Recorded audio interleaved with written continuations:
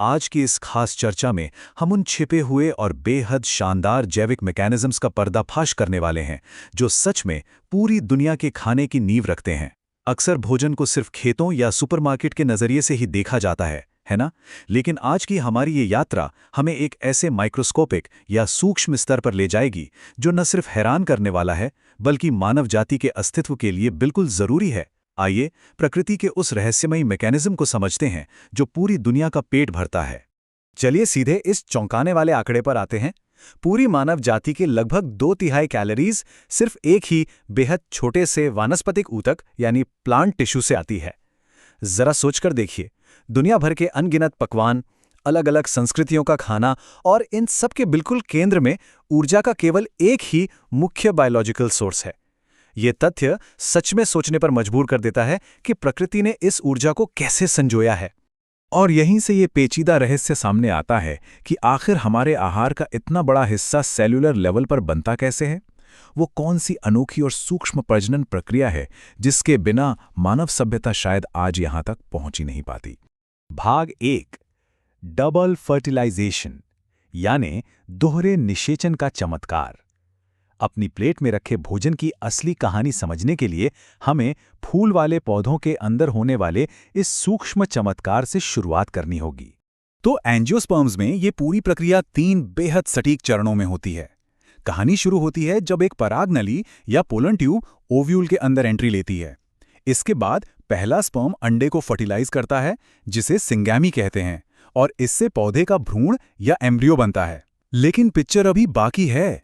दूसरा स्पर्म कुछ बिल्कुल ही अलग करता है। वो 2 ध्रुवीय नाभिकों या पोलर न्यूक्लियाई के साथ जुड़ जाता है जिसे ट्रिपल फ्यूजन कहा जाता है। एक ही वक्त पर होने वाले इन 2 अलग अलग कामों को ही डबल फर्टिलाइजेशन का नाम दिया गया है।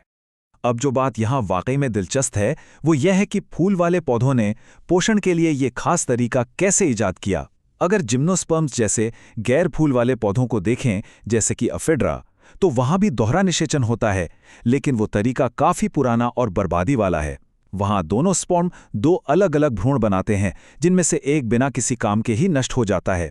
इसके उलट फूल वाले पौधों ने एक भ्रूण और एक न्यूट्रिएंट टिश्यू बनाने का यह बेहद स्मार्ट और ऊर्जा बचाने वाला तरीका विकसित कर लिया। विकासवाद का क्या कमाल का उदाहरण है।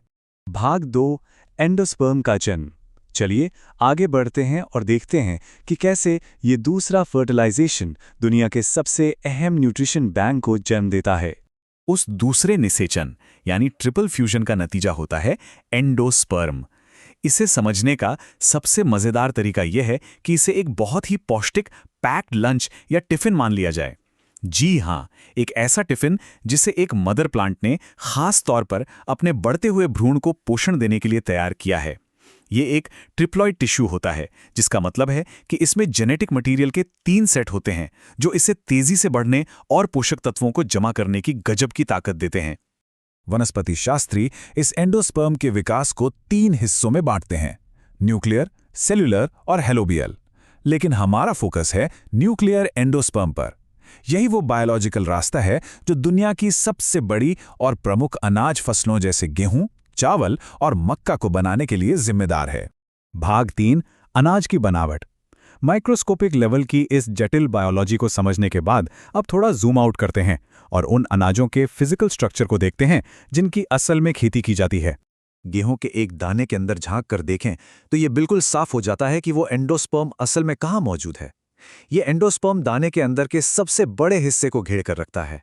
बाहर की तरफ सुरक्षा देने वाला चोकर या ब्रान है, नीचे की तरफ एक छोटा सा भ्रूण यानी जर्म है, और बाकी पूरा का पूरा विशाल हिस्सा वही हमारा पैक्ड लंच है जिसे स्टार्ची एंडोस्पर्म कहते हैं।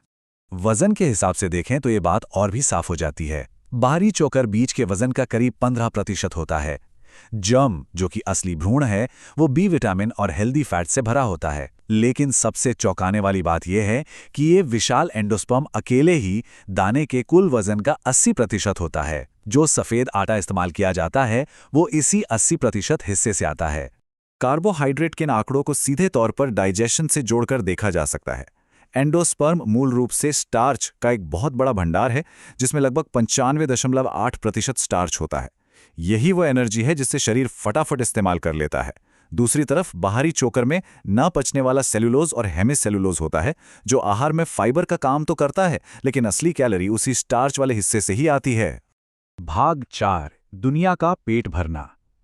एक अकेले बीज की बनावट को समझ लेने के बाद आइए अब इंसानी खेती और ग्लोबल न्यूट्रिशन के विशाल पैमाने की तरफ चलते हैं।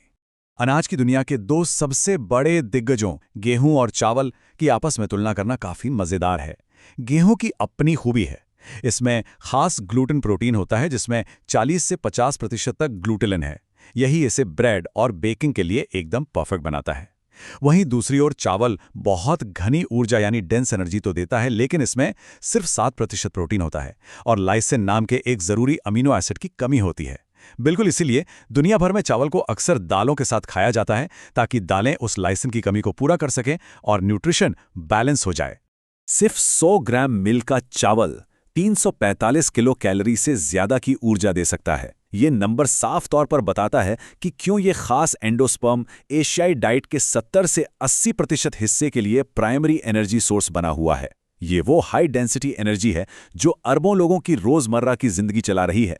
चावल के एंडोस्पर्म से ज्यादा न्यूट्रिशन निकालने के लिए इंसानों ने सदियों पहले एक बहुत ही जीनियस तरीका खोजा था, जिसे पारबॉइलिंग या उसना चावल बनाना कहते हैं।